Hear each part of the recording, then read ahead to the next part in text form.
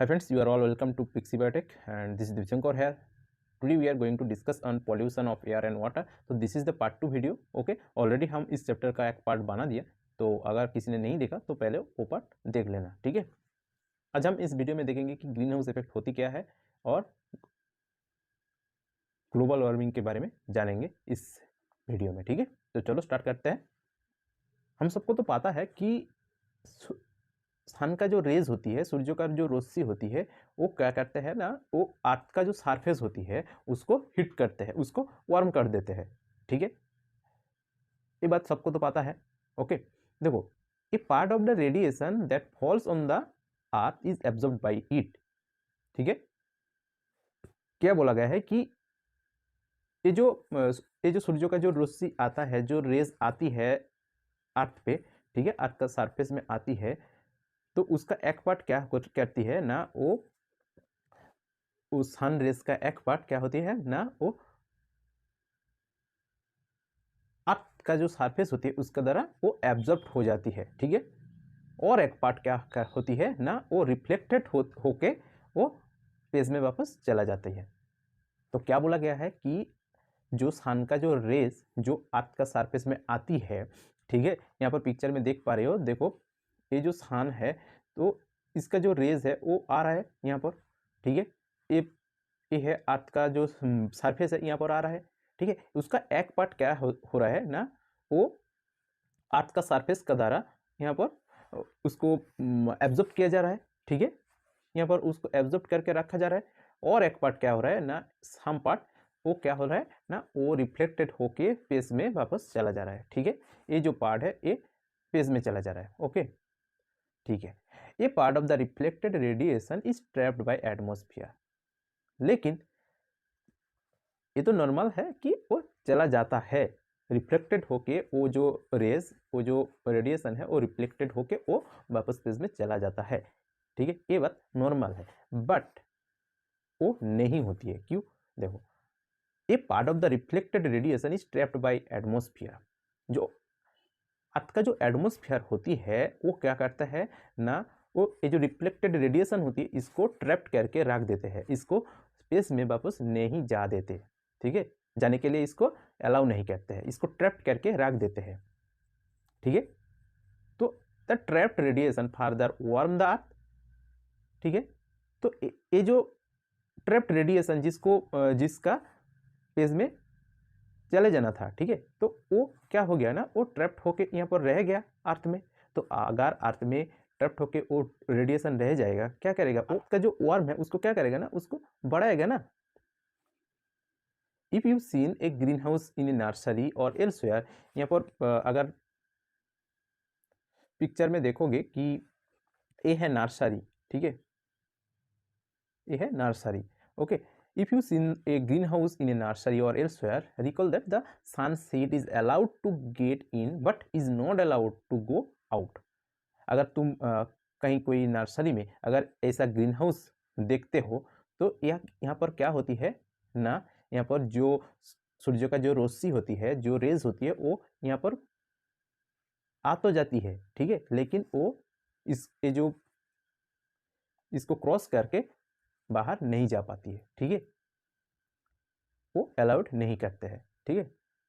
ये जो green house होती है इसके अंदर वो जो रेस है वो इसके अंदर तो आ तो जाती है लेकिन वो बाहर नहीं जा पाती है, ठीक है। वो क्या करता है ना, वो जो हीट है वो क्या करेगा, यहाँ पर हीट को और ज़्यादा बढ़ा देंगे, ठीक है, ओके।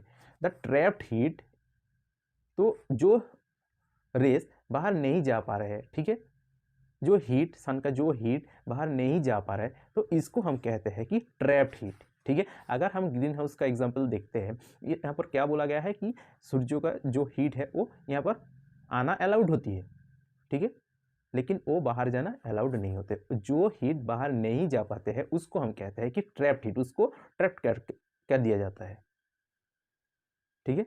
वो क्या करता है ना, वो ग्रीन हाउस को वार्म करता है, ठीक है। The trapping of the radiation by the earth atmosphere is similar. तो ऐसा ही सिमिलर होती है जो अर्थ में जो होती है कि एटमोस्फेयर के द्वारा जो रिफ्लेक्टेड रेडिएशन होती है उसको ट्रैप्ड करके रख दिया जाता है, जो रेडिएशन रिफ्लेक्टेड होकर स्पेस में जाना था लेकिन वो नहीं जा पाते हैं, उसको अर्थ का जो एटमॉस्फेयर होती है उसको वो ट्रैप करके रख देते हैं। ऐसा ही कुछ होती है, ग्रीन हाउस और एटमॉस्फेयर ऐसे सिमिलर ही होती है, ठीक है। इसीलिए इसको that's why it is called the green house effect, ठीक है। ओके, आई थिंक सबको समझ में आया होगा। Without this process, life would not have been possible on the earth, but now it threatens life. तो देखो, इस प्रोसेस के अलावा हमारा जो लाइफ वो पॉसिबल नहीं होती है। एक ग्रीन हाउस इसको हम यूज करते हैं, ठीक है। इसका हमारा बहुत सारा ज़रूरत होती है, ज़रूरत पड़ती है, इसलिए हम इसको यूज करते हैं। लेकिन ये हमारे लाइफ के लिए थ्रेटन होती जा रही है, ठीक है। ये हमारे लाइफ के लिए खतरा बनते जा रहा है, राइट। तो excess of CO2 in the air is one of the gases responsible for this effect। देखो, ये जो ग्रीन हाउस गैस जितना है उसका एक कंपोनेंट है CO2। देखो, अगर एयर में CO2 का जो अमाउंट है वो एक्सेस हो जाएगा, उसमें क्या होगी ना, ये जो इफेक्ट है ये बढ़ जाएगा ना।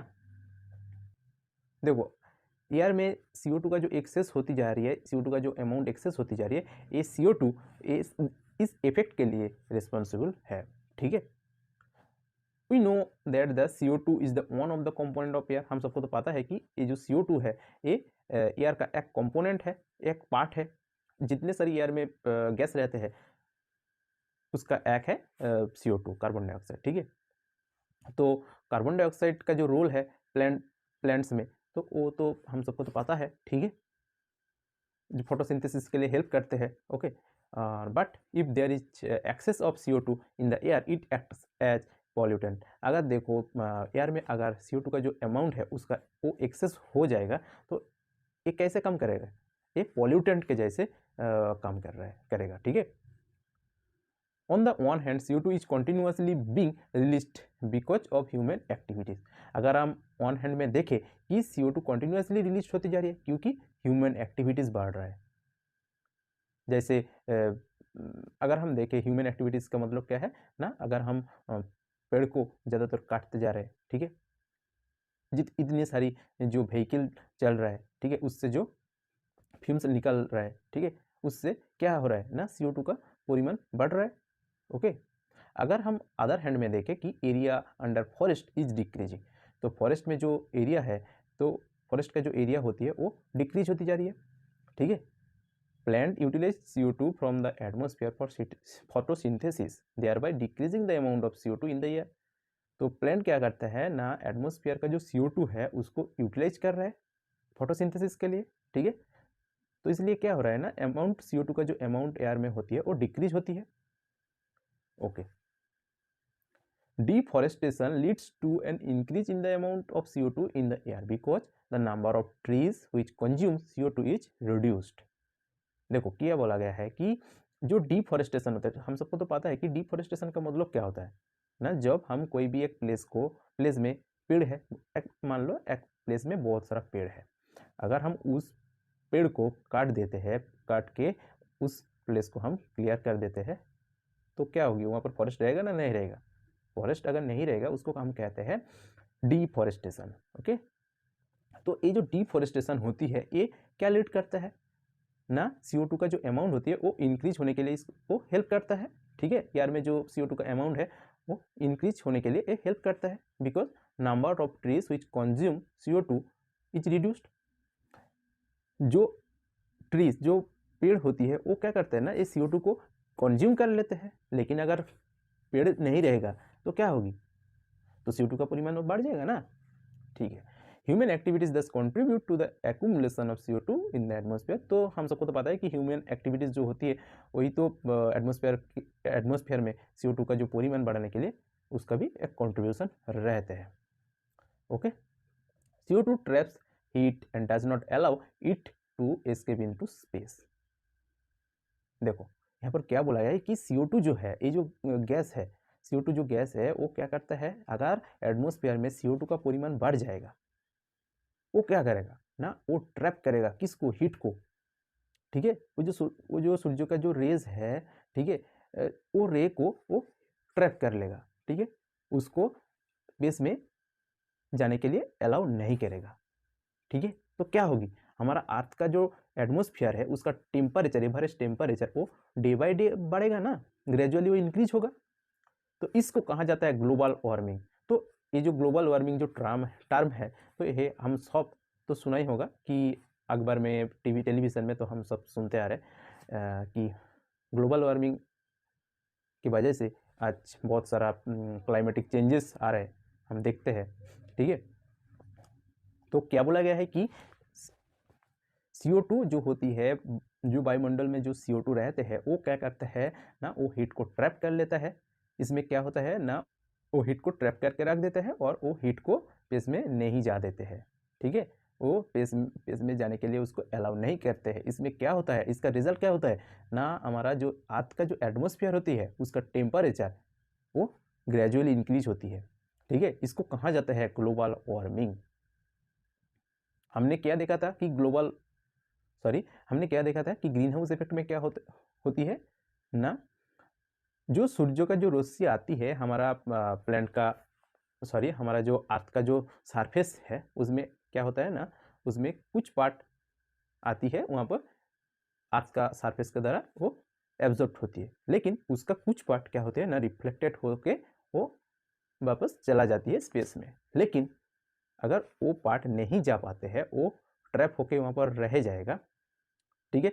उसमें क्या होगा ना, वो हमारा जो अर्थ का जो टेम्परेचर है उसको और बढ़ा देंगे, ठीक है। इसको कहा जाता है कि इसको किसके साथ सिमिलर किया गया है, तुलना किया गया है ना, ग्रीन हाउस के साथ। इसीलिए उसको कहा जाता है कि green house effect. Green house में क्या होती है ना, अगर हम नर्सरी में देखें कि वो जो नर्सरी में जो पेड़ रहती है, ठीक है, वो पौधे रहती है, उसको नर्चर करने के लिए एक हम घर बनाते हैं, ठीक है।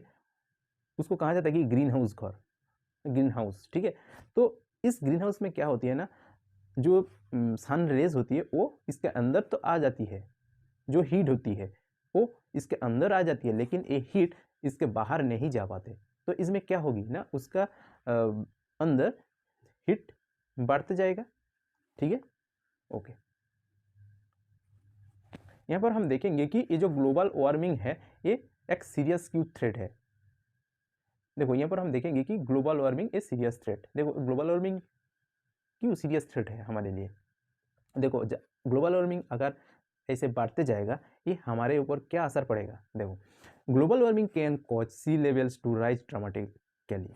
तो ग्लोबल वार्मिंग के कारण में क्या होगी ना, जो सी लेवल्स है, ठीक है, जो समुद्र है उसका जो लेवल्स है वो ड्रामेटिकली बढ़ेगा, ठीक है। In many places coastal areas have already been flooded. तो कुछ प्लेस में हमने देखा कि कोस्टल जो एरियाज है वो ऑलरेडी फ्लडेड हो रहा है, ठीक है। Global warming could result in wide ranging effects on rainfall patterns, agriculture, forest, plants and animals. तो क्या बोला गया है कि ये जो ग्लोबल वार्मिंग ये अगर ऐसे ग्रेजुअली इंक्रीज होती जा रहा है तो इसका जो रिजल्ट है वो वाइड रेंज में आएगा, ठीक है। वो इफेक्ट करेगा वाइड रेंज में, ठीक है, बड़ी मात्रा में हमारे ऊपर ये इफेक्ट करेगा। जैसे रेनफॉल पैटर्न में इफेक्ट हम देखते हैं, ठीक है, एग्रीकल्चर, कृषि, फॉरेस्ट जो वन होती है उसमें हम देखते हैं, ठीक है, जो प्लांट्स रहते हैं, जो एनिमल्स रहती है उसमें इसका इफेक्ट हम देखते हैं, ठीक है। Majority of people living in the region which are the threatened by the global warming are in Asia. तो एशिया का मेजोरिटी ऑफ पीपल जो रहते हैं वो ग्लोबल वार्मिंग का थ्रेटेन देख रहा है, ठीक है, इसको झेल रहा है। और ए recent climate change report gives us the only a limited time to keep the greenhouse gases at a present level। तो ये जो ग्रीन हाउस गैसेस है उसका जो प्रेजेंट लेवल है उसको यही रखना होगी। अगर इससे 2 डिग्री सेल्सियस बढ़ जाएगा ना टेम्परेचर, हमारा जो टेम्परेचर है अर्थ का जो टेम्परेचर, अगर ये 2 डिग्री से ज़्यादा, 2 डिग्री सेल्सियस के ज़्यादा बढ़ जाएगा ना, तो ये हमारे लिए बहुत ही एक डेंजरस कंसिडर किया जाएगा, ठीक है। Other gases like methane, nitrous oxide and water vapour also contribute towards this effect like CO2, okay, they are also called green house gases. तो ये जो गैसेस है, ये मीथेन, नाइट्रस ऑक्साइड और वाटर वेपर और CO2, इसको कहा जाता है कि ग्रीन हाउस गैसेस, ये सबको, ठीक है। ये जो ग्रीन हाउस गैसेस है इसका एक कंट्रीब्यूशन रहते हैं इस इफेक्ट को बढ़ाने के लिए, ठीक है। ये जो ग्रीन हाउस इफेक्ट होती है इसको बढ़ाने के लिए इसका भी एक कंट्रीब्यूशन रहते हैं। Okay, global warming has become the major concern for governments world wide.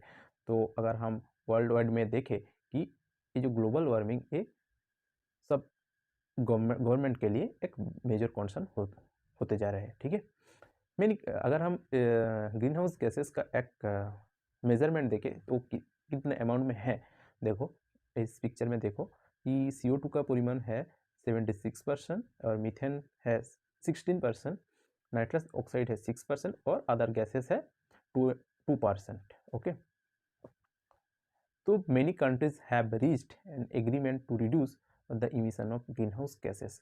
तो बहुत सारा कंट्रीज है जो एग्रीमेंट साइन कर रहा है एक दूसरे के साथ, किस लिए ना, ग्रीन हाउस गैसेस जो होती है उसका एमिशन को रिड्यूस करने के लिए। ठीक है, जैसे है क्योटो प्रोटोकॉल, ऐसा एक एग्रीमेंट है। ठीक है, जिसको साइन किया गया था 1997 में गया था। ठीक है, recently we had listened that the Gangotri glacier in Himalayas had started melting because of global warming।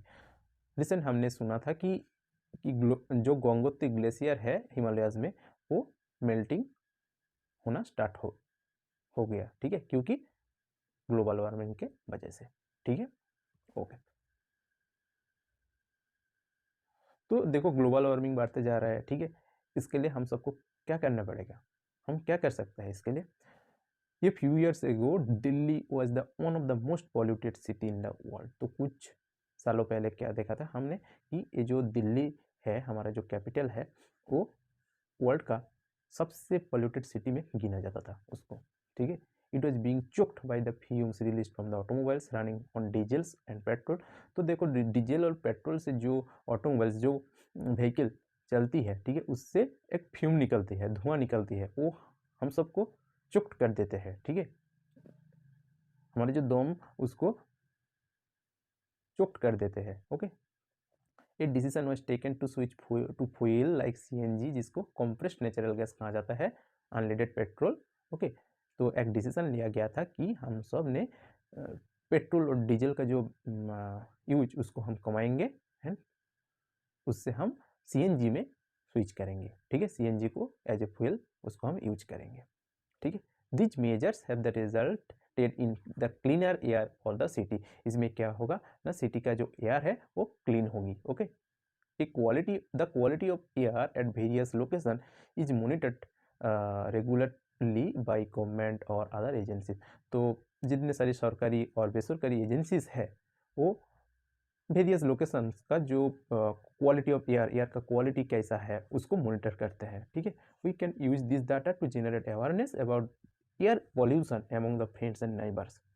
तो हम क्या करते हैं, हम सब वो डाटा को यूज करते हैं और हमारे आसपास जितने सारे फ्रेंड्स है, नाइबर्स है, ठीक है, उस सब का बीच में हम क्या करते हैं, वो डाटा को बोलते हैं और अवेयरनेस को क्रिएट करते हैं। ठीक है, कि एयर पोल्यूशन हमारे लिए कितने खतरे हैं। ठीक है, okay. There is a need to switch cover to alternate fuels instead of fossil fuels for our energy requirement. तो देखो हमारा जो डेली लाइफ में जो एनर्जी रिक्वायरमेंट होती है उसमें क्या होते हैं ना, ज़्यादातर फॉसिल फ्यूल्स को यूज किया जाता है वो एनर्जी रिक्वायरमेंट के लिए। ठीक है, लेकिन हम सबको वो फॉसिल फ्यूल्स का जो यूज उसको कमाना होगी। ठीक है, उसके जगह में हम कौन सा एनर्जी को यूज कर सकते हैं, solar energy, hydro power energy और वाइंड एनर्जी, उसको हम यूज कर सकते हैं। और we can plant trees and nurture the ones already present in the neighbourhood. तो हम सब ने प्लांट को, जो पेड़ को हम प्लांट कर सकते हैं। ठीक है, और हमारे आसपास जितनी सारी पौधों है उसको हम नर्चर कर सकते हैं। ठीक है, तो हम सबको तो पता है कि वन महोत्सव जो हर ईयर में हम इसको जुलाई महीने में इसको हम करते हैं। इस टाइम क्या करते हैं, हम लाखों मात्रा में पौधों को लगाते हैं। तो हम वन महोत्सव के जैसा इवेंट हम कर सकते हैं। ठीक है, देखो हम जितना पेड़ को काटेंगे उतना ही पेड़ को हम सबको लगाना होगी। ठीक है, इससे क्या होगी ना, हमारा जो बैलेंस है, ठीक है, वो रहेगा, ठीक रहेगा। मिलते हैं नेक्स्ट सेशन में, तब तक के लिए गुड बाय, टाटा।